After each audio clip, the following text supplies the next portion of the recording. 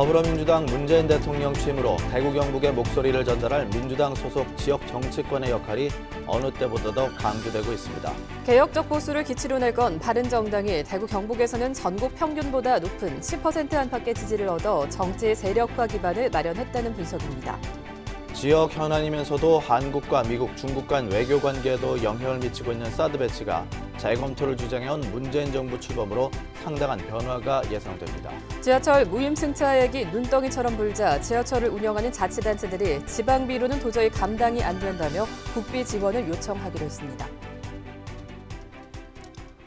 여러분 안녕하십니까? 5월 12일 금요일 아침 대구 MBC 뉴스투데이입니다. 오늘 우리 지역은 구름 많은 가운데 낮 동안 빗방울이 떨어지겠고 낮 기온은 어제보다 낮겠습니다. 오늘 오후부터는 다시 황사의 영향을 받아서 공기가 탁해지겠습니다. 자세한 날씨 소식 이시정 기상캐스터입니다.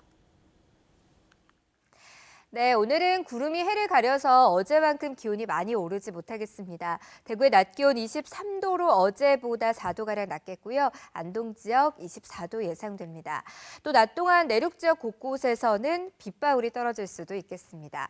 또 오전까지는 대기질이 무난하겠지만 오후부터는 황사의 영향으로 미세먼지 농도가 다시 높아지겠습니다. 주말 동안의 하늘 표정은 일요일이 더 좋겠습니다. 토요일인 내일은 구름 많은 가운데 낮 기온 28도까지 오르면서 낮 동안 여름 더위가 이어지겠고요. 일요일에는 다시 25도 안팎으로 내려가면서 평년 수준에서 크게 벗어나진 않겠습니다. 날씨 정보였습니다. 문재인 대통령 취임으로 야당 지역이 된 대구 경북 지역은 향후 주요 현안 추진에 차질을 빚지 않을까 하는 우려가 커지고 있는데요. 지역의 목소리를 제대로 전달할 수 있는 더불어민주당의 탄탄한 창구가 필요하다는 목소리가 높아지고 있습니다. 이상원 기자입니다.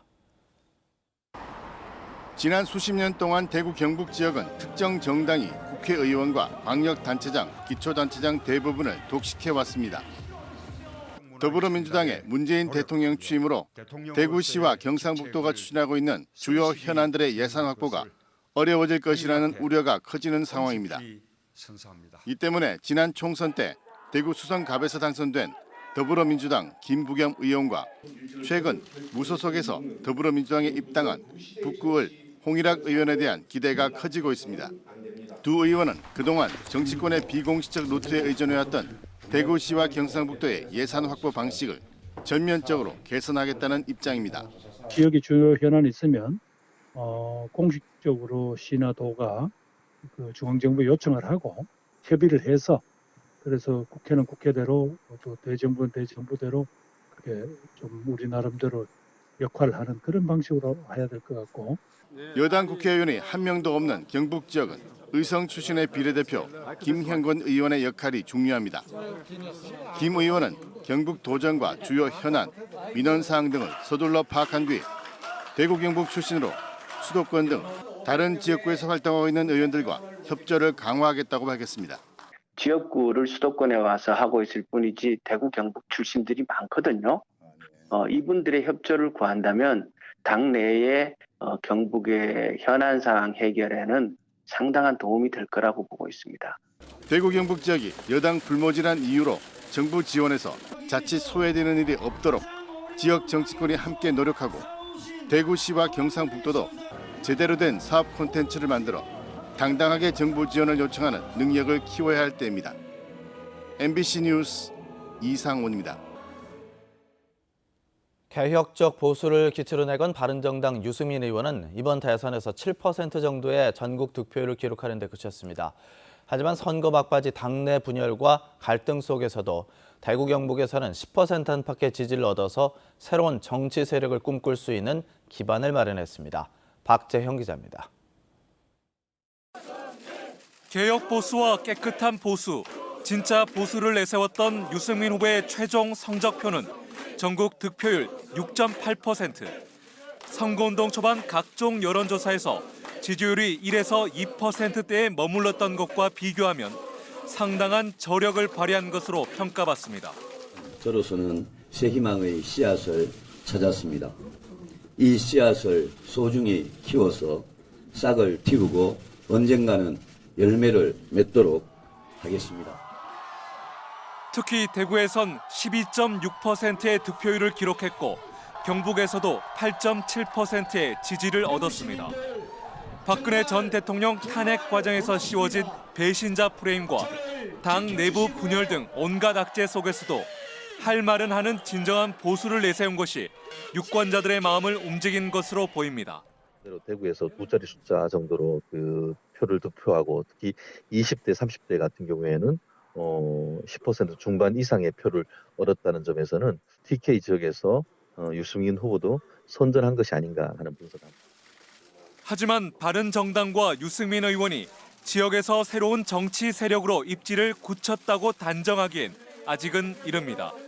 지역의 보수를 대표할 마땅한 인물이 없는 상황에서 유승민 의원이 그 공백을 메울 수 있을지 여부는 지금부터 어떻게 하느냐에 달려 있습니다.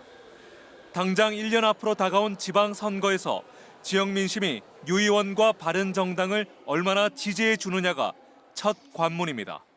7% 이상의 득표를 갖다 한 이런 부분에 대해서는 조금 어떤 나름대로 정치적 자산이라 할 수 있으니까 조금만 자산이라도 좀 키워나가는 노력을 한다면은 기회는 반드시 있을 것이다.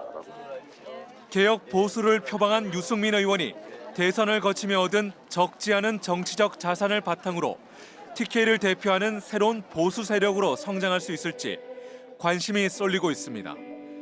MBC 뉴스 박재영입니다.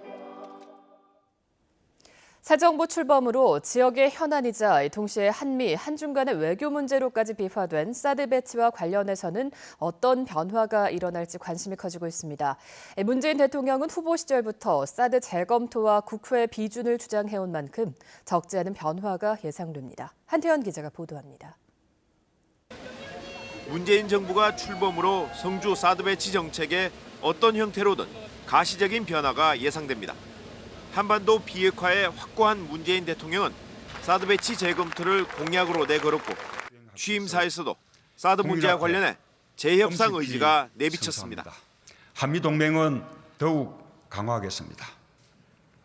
한편으로 사드 문제 해결을 위해 미국 및 중국과 진지하게 협상하겠습니다. 이에 따라 국민 소통 없이 밀어붙이기식으로 진행되어 온 사드 배치 후속 단계는 일단 숨고르기에 들어갈 전망입니다.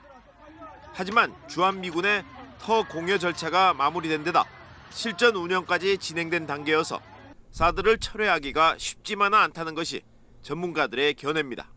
문재인 정부는 우선 전통적인 한미 우호 관계를 깰 만큼 사드 철수가 실익이 있는지를 따져보는 한편 대중국 설득에 나서는 투트랙 전략을 사용할 가능성이 높습니다.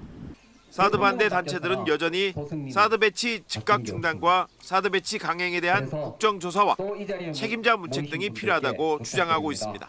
국회 비준 동의 절차 거치고 이렇게 좀 길게 갈 것이 아니라 대통령이 초기에 좀 모든 외교적 노력을 기울여서 조속하게 처리해 주기를 바라는 것이고, 사드 배치 반대를 외치는 주민들과 단체들은 문재인 대통령이 외교력을 동원해 사드 배치 철회로 주권과 평화를 수호하는 대통령이 되기를 간절히 바라고 있습니다. MBC 뉴스 한태현입니다. 가장 큰 변화가 예상되는 분야가 바로 원전 정책입니다. 탈원전 공약으로 수명이 연장된 월성 1호기 폐쇄가 추진되고 영덕과 울진에서 추진하고 있는 원전의 추가 건설도 힘들 것으로 보입니다. 보도에 김철승 기자입니다.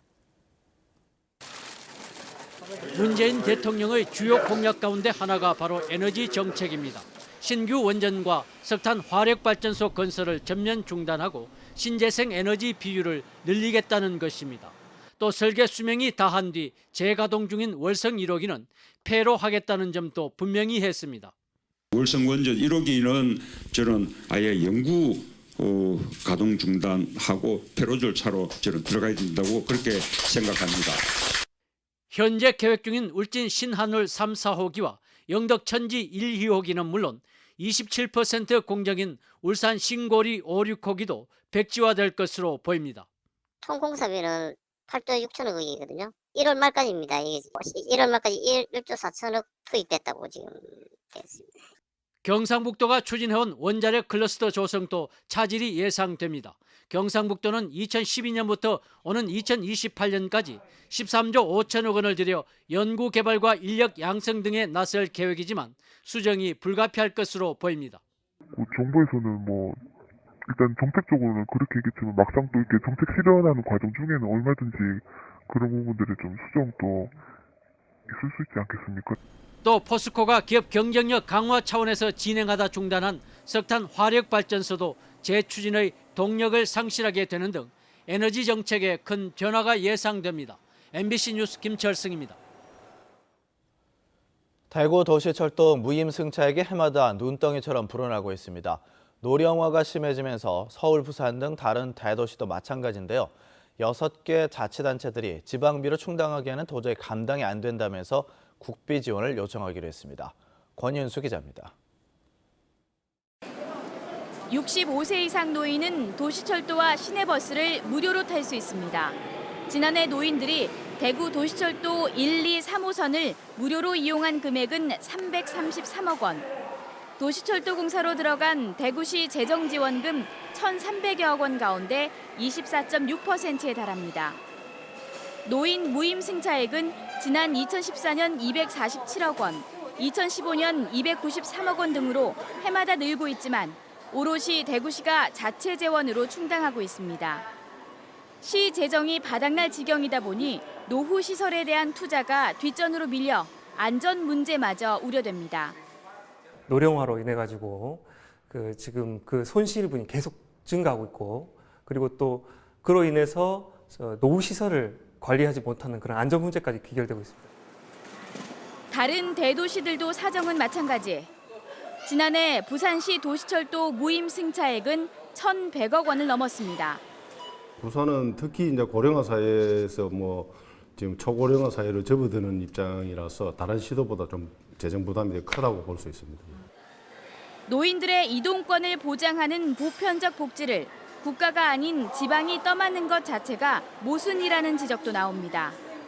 그래서 대구와 서울, 부산, 광주 등 6개 자치단체들이 중앙정부에 국비 지원을 요청하기 위해 머리를 맞댔습니다. 국비 지원을 위해선 먼저 도시철도법 개정이 필요하기 때문에 국회를 상대로 입법 작업에 힘을 쏟을 계획입니다.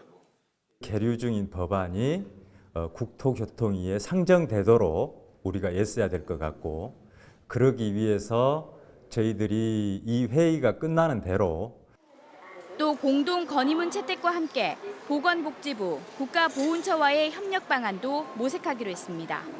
MBC 뉴스 권윤수입니다. 경상북도 지정 우수축제인 영양 산나물축제가 영양 공설운동장에서 개막됐습니다. 이번 일요일까지 계속된다는데 산나물의 향연에 한번 빠져들어 보시죠. 조동진 기자입니다. 영양공설운동장과 일월산 일원에서 펼쳐지는 제13회 영양산나물 축제는 산나물 비빔밥 만들기에서 시작됐습니다. 일월산 높이 1219m를 상징하는 1219명분의 대형 산나물 비빔밥은 즉석에서 만들어져 관람객들이 나눠 먹습니다. 산나물의 향기 속에 산나물을 직접 사는 것은 산나물 축제의 꽃입니다. 곰치와 두릅, 어수리, 더덕, 취나물과 가죽 등 온갖 가지 산나물의 향기 속에 사는 사람, 파는 사람 모두가 즐겁기만 합니다. 나물이 자라는 시기에 가물었어. 그래가지고 저희도 지금 오늘 팔고 내일 또 나물을 갖고 팔아야 되는데 산에 또 가봐야 되지. 그래도 즐겁죠? 예, 즐겁죠. 잘 팔리네요. 이거 정말 나물치는 제가 평소에 사고 싶었고 제일 좋아하는 나물이에요. 그래서 좀 사가지고 와서 좀 아이들하고 갈라 먹으려고 했었어요. 산나물을 이고 군청을 출발해 시가지를 돌아가는 산채의 길놀이 속에 축제는 절정에 이르게 됩니다. 축제 이틀 전은 특색 있는 축제를 위해 모든 스태프들이 몸빼 바지를 입고 관람객을 맞는 가운데 영양 산나물 아줌마 선발 대회가 열려 색다른 재미를 더해줍니다. 나흘간 계속되는 축제는 음식 뒷방 전시장과 퓨전 다문화 먹거리존이 조성되고 다양한 전시 체험 코스가 마련돼 풍성한 볼거리를 선사합니다. 산나물 아줌마 선발 대회와 별이 빛나는 밤에 월남쌈 등 다양한 퓨전 음식을 마련하여 힐링할 수 있는 다양한 먹을거리를 마련했습니다. 우리 영양을 많이 찾아주십시오. 축제와 함께 이를면 주실 마을에서는 조지훈 시인을 기리는 제11회 지훈 예술제가 13일과 14일 이틀간 열려 시상의 세계에 빠져들게 합니다. MBC 뉴스 조동진입니다. 대구 지역의 실업률이 2달 연속으로 하락세를 보였습니다. 동북지방통계청에 따르면 4월 대구의 실업률은 지난해 같은 달보다 0.2%포인트 떨어진 4.5%로 2달 연속 낮아졌고 실업자 수도 5만 8천 명으로 지난해 같은 달보다 2천 명이 줄었습니다. 경북 지역의 실업률은 3.8%로 지난해 같은 달과 비교하면 0.5%포인트 올랐습니다. 한편 여성 경제활동 인구는 지난해 같은 기간보다 대구가 19,000명, 경북은 13,000명이 늘어난 것으로 나타났습니다. 달성군이 군민을 상대로 내년 4월까지 자전거 단체 보험에 가입합니다. 달성군에 주민등록을 둔 군민은 지역에 상관없이 자전거 사고가 나면 800만 원 한도에서 후유장애를 보장받고 진단에 따라 상해 위로금을 받을 수 있습니다. 또 변호사 선임 비용 200만 원과 교통사고 처리 지원금 1인당 3천만 원 한도로 보장받을 수 있습니다. 달성군은 지난 2015년부터 1년 단위로 자전거 단체 보험 사업을 실시하고 있습니다. 대구시가 오는 11월까지 도심 곳곳에서 다양한 길거리 공연을 펼칩니다. 매주 수요일 정오 228 기념중앙공원에서는 한낮의 뮤직비타민이란 이름으로 해설을 곁들인 클래식 공연이 열리고 또 금요일 오후 5시 중앙로 대중교통 전용지구에선 세미클래식과 가요 등으로 꾸며진 퐁당퐁당 콘서트가 진행됩니다. 또 금요일 오후 6시에는 격주로 경대 북문대학로에서 인디밴드와 젊은 뮤지션이 출연하는 젊음의 콘서트가 펼쳐집니다. DGB 금융지주는 1분기 연결 재무제표 기준으로 영업이익이 1,211억 원으로 지난해 같은 기간보다 7.7% 감소했다고 밝혔습니다. 매출액은 1조 540억 원으로 1년 전보다 4.2% 증가했습니다. 주력 계열사인 대구은행은 1분기 영업이익이 1,186억 원으로 한 해 전 같은 기간보다 8% 증가했습니다.